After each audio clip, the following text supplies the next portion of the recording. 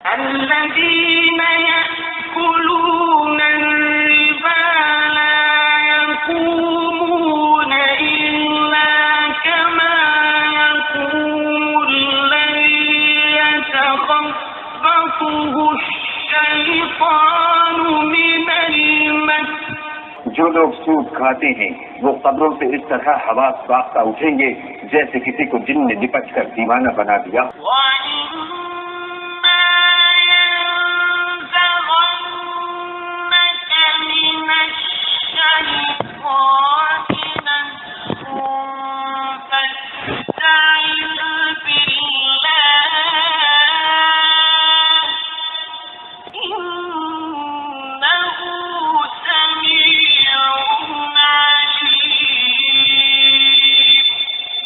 اور اگر شیطان کی طرف سے تمہارے دل میں کسی طرح کا وسوسہ پیدا ہو تو اللہ سے پناہ مانگو، بے شک وہ سننے والا اور سب کچھ جاننے والا ہے.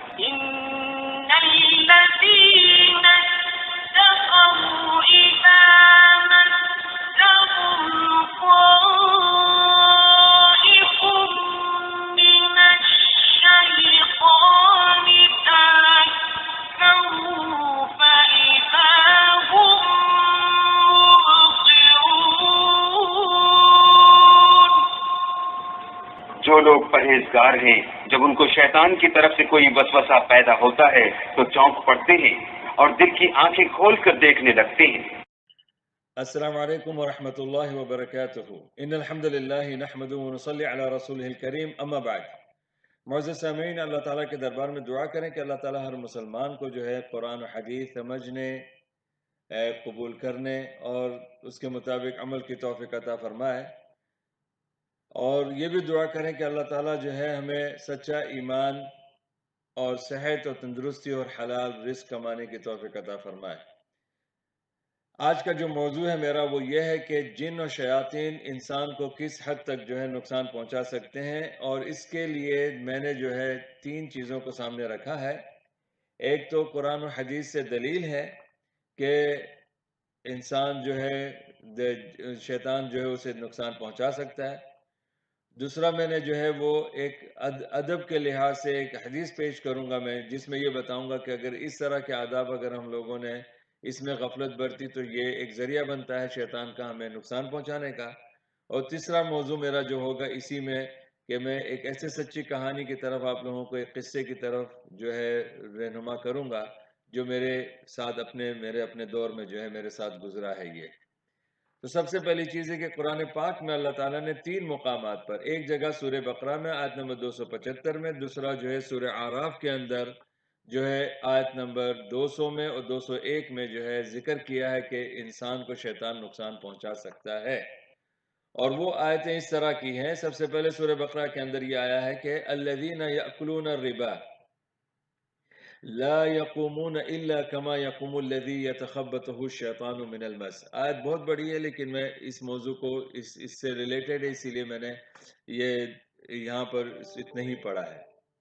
اس میں اللہ سبحانہ و تعالیٰ کہتا ہے کہ جو لوگ سود کھاتے ہیں ان کی حالت ایسی ہے، یا قیامت کے دن ان کی ایسی حالت ہو جائے گی جیسے کہ دنیا میں کسی شیطان نے ان کو جو ہے اس طرح سے نقصان پہنچایا ہے کہ جس کے ذریعے سے وہ لوگ جو ہیں ایک مجنون کی حیثیت سے ہو گئے.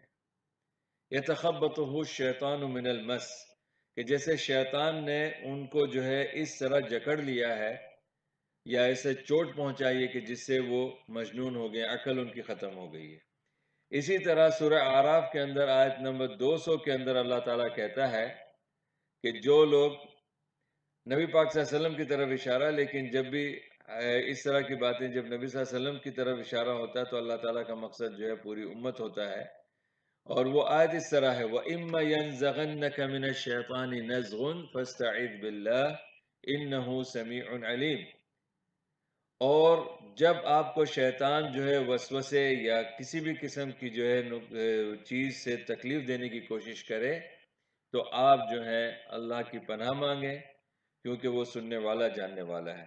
دوسری آیت میں اللہ کہتا ہے ان الذین اتقوا اذا مسهم طائف من الشیطان تذکروا فاذا هم مبصرون، کہ بے شک جو لوگ اللہ سے ڈرتے ہیں، اللہ والے ہوتے ہیں، شیطان کا ایک گروپ مل کر جو ہے اگر جب ان کو نقصان پہنچانے کی کوشش کرتا ہے تو اسی وقت جو ہے وہ اللہ کو یاد کرتے ہیں اور پھر اللہ تعالیٰ ان کے جو ہے دل و دماغ کو، ذہن کو کھول دیتا ہے۔ تو اس سے صاف پتہ چل گیا ان تینوں آیتوں سے کہ شیطان انسان کو نقصان پہنچا سکتا ہے۔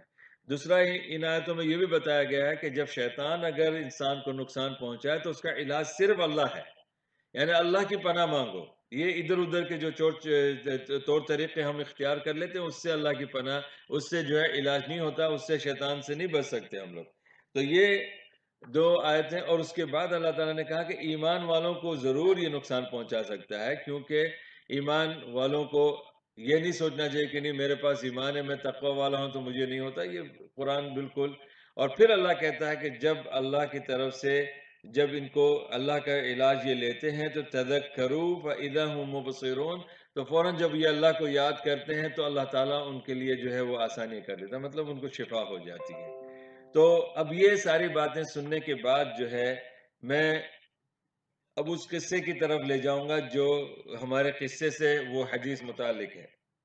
یہ حدیث صحیح مسلم میں بھی ہے، مسند امام احمد میں بھی ہے، اور تقریباً سب وہ کتابیں جو کتاب الطہارہ سے متعلق ہے، یعنی طہارت اور پاکی کے تعلق سے متعلق ہے، اس کے اندر ایک آداب ذکر کیا گیا ہے، اور اس میں ایک چیز کی طرف جو ہے وارننگ بھی دی گئی ہے اور بتایا بھی گیا ہے کہ وعید سنائی گئی ہے کہ تم جو ہے، اب میں ان الفاظوں کو پڑھوں گا، اس کے بعد انشاءاللہ اس کا ترجمہ کر کے سمجھاؤں گا کہ اللہ کے رسول صلی اللہ علیہ وسلم نے بیان فرمایا اتقوا اللاعنین، قالوا ومن لاعنان یا رسول اللہ، قال یہ حدیث کے الفاظ ہے، قال ان یتخلی فی طریق الناس، اور ایک روایت میں فی ظلہم او ظلہم، لیکن فی سے زیادہ متعلق ہے کیونکہ لاعنان کا ذکر آیا ہے۔ تو یہ حدیث جیسے میں نے کہا کہ مسلم میں بھی ہے اور دوسری معتبر احادیث کی کتابوں میں بھی موجود ہے، اور یہ حدیث میں ہے کہ اتقوا اللاعنین، قالوا ومن لاعنان یا رسول اللہ، قال ان یتخلی فی طریق الناس وفی ظلہم، کہ دو ایسے عمل سے بچو جس کے ذریعے سے لعنتیں آتی ہیں۔ تو صحابہ نے کہا کون سی وہ دو چیزیں ہیں جس سے لعنت آئے گی؟ تو آپ نے کہا کہ تم جو ہے اپنی قضاء حاجت جو ہے سڑکوں پہ کرو یا ان جگہوں پہ کرو جہاں پہ لوگ جو ہے گھومنے پھرنے کے لیے، آرام کے لیے جایا کرتے ہیں، تفریح کے لیے جاتے ہیں۔ تو یہ دونوں حدیثیں، یہ دونوں باتیں سننے کے بعد یہ دیکھیں آج روزمرہ کی زندگی ہم لوگ گھومتے پھرتے ہیں، جاتے رہتے ہیں، چھٹیاں کرتے ہیں، لیکن ہم لوگوں نے اکثر دیکھا ہے لوگ بازاروں میں کھڑے رہ کر، گلیوں میں کھڑے رہ کر، درختوں کے نیچے یا چلتے پھرتے لوگوں کی جگہوں پہ جو ہے پیشاب وغیرہ کرنے لگ جاتے ہیں۔ تو یہ حدیث سے جو ہے بچنا چاہیے، کیونکہ اس حدیث سے ہمیں یہ سبق ملتا ہے کہ یہ عمل جو ہے کرنے سے نقصان پہنچے گا، اور ہمارے سبق موضوع سے یہ اس کا تعلق اس لیے ہے کیونکہ اللہ کے رسول صلی اللہ علیہ وسلم کی اس حدیث سے قتادہ رحمۃ اللہ علیہ ایک تابعی ہیں، انہوں نے یہ بتایا کہ ان کے علم میں یہ بات ہے کہ یہ جگہیں جہاں پر یہ لوگوں کے جو سائے کی جگہ ہوتی ہے، لوگ آرام کرتے ہیں درختوں کے نیچے یا پتھر و پہاڑوں کے نیچے، اس میں جن وغیرہ اپنے گزر بسر کرتے ہیں، اس میں رہتے ہیں وہ لوگ۔ اور ظاہر ہے کہ اگر ہمیں یہ پتہ نہ ہو اور یہ ادب بھی ہمارے ساتھ ملحوظ نہ ہو اور ہم کہیں اس طرح کرنے لگ جائیں تو ضروری طور پر ہمیں یہ نقصان پہنچ سکتا ہے۔ تو لیکن یہ پہنچا ہے، اور یہ سچا قصہ ہے، میرے ساتھ واقع ہوا ہے۔ جب دبئی میں رہتا تھا، امامت کرتا تھا، تو اجمان کے اندر ہماری مسجد کے پاس ایک بہت بڑا میدان تھا جہاں پر لوگ تفریح کے لیے اور گھومنے کے لیے آیا کرتے تھے، اور پڑوس میں ہی جو ہے ایک کنسٹرکشن کی کمپنی تھی جہاں پر جو لوگ مزدور لوگ جو ہے رہا کرتے تھے۔ ایک روز جو ہے زور کی نماز میں نے پڑھائی اور سلام پھیر کے جب میں مڑا ہوں تو میں نے دیکھا کہ ایک لڑکا ہے نوجوان، اس کی گردن ٹیڑھی ہو چکی ہے اور لوگ جو ہے اس کو کندھوں میں اٹھا کے، اس کے کندھوں سے پکڑ کے اس کو اٹھا کے مسجد میں لائے. نہ وہ بول سکتا ہے، نہ بات کر سکتا ہے، نہ آنکھیں ہلتی ہے، نہ کچھ نہیں، اور ایسے جیسے مردار ہو گیا ہے. میں نے قرآن پڑھا اس کے اوپر، وہ ماشاءاللہ اللہ کے فضل سے اچھا ہو گیا. دوسرے دن بھی ایسا ہی ہوا، پھر میں نے قرآن پڑھا، پھر اچھا ہو گیا ماشاءاللہ اللہ کے حکم سے. تیسرے دن جب یہ لائے تو پھر میں نے سمجھا کہ شاید اس کو یہ کوئی اور مسئلہ ہے. تو پھر میں نے اپنے مسجد کے بازو میں جو میرا ایک کمرہ تھا جہاں پر میں پڑھائی وغیرہ کرتا تھا، وہاں پر جو ہے یہ شخص آیا. اس کو میں نے لے کے گیا کہ میں نے کہا اب یہاں لے کر آؤ، یہاں اس کو تفصیل سے چیک کرتے ہیں. میں نے اس کے الحمدللہ کافی دیر تک اس کو کرسی پہ بٹھا کر رقیہ پڑھنا شروع کیا.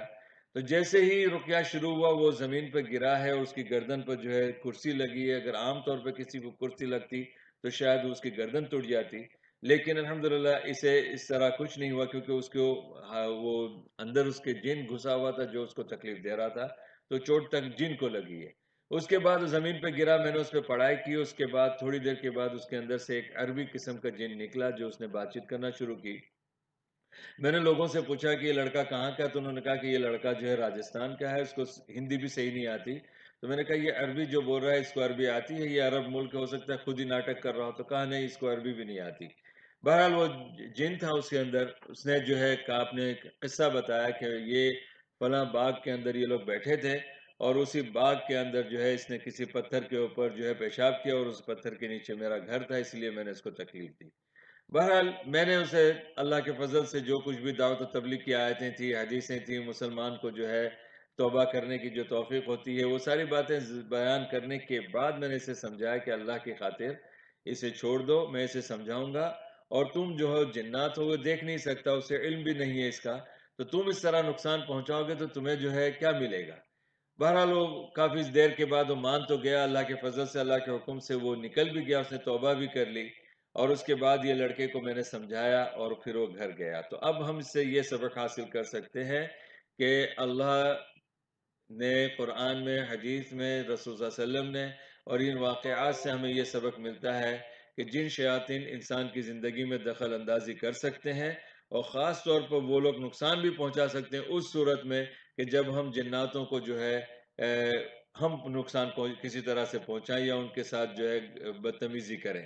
تو یہ میرا موضوع تھا. انشاءاللہ اگلا جو ہے میرا موضوع کے لیے آپ انتظار کریں. اللہ نے زندگی دی تو میں وہ موضوع بتاؤں گا جس میں دو باتیں ہوگی کہ اللہ اس کے رسول کی اگر مجلس جو ہے، اگر وہ ذکر اللہ کے مجلس نہ ہو تو وہ شیطان کی مجلس بن جاتی ہے، اور اس سے جو ہے لوگوں کو کیسے نقصان پہنچتا ہے. اور پھر اسی سے متعلق جو ہے بیت الخلاء یا باتھ روم میں، حمام میں جانے کی جو آداب کیا ہیں، کیا دعائیں ہیں، اگر اس میں غفلت کی جائے تو اس سے کیا نقصان پہنچتا ہے. تو انشاءاللہ یہ بھی جو ہے ایک سچا قصہ میں آپ کے سامنے رکھوں گا قرآن حدیث کے بعد اور یہ قصے کے. تو انشاءاللہ انتظار کریں. اگر آپ لوگوں کو یہ ویڈیو اچھی لگی ہے تو آگے بھی لوگوں کو پہنچائیں. جزاکم اللہ خیرن. السلام علیکم ورحمۃ اللہ وبرکاتہ. وآخر دعوانا الحمد للہ رب العالمین.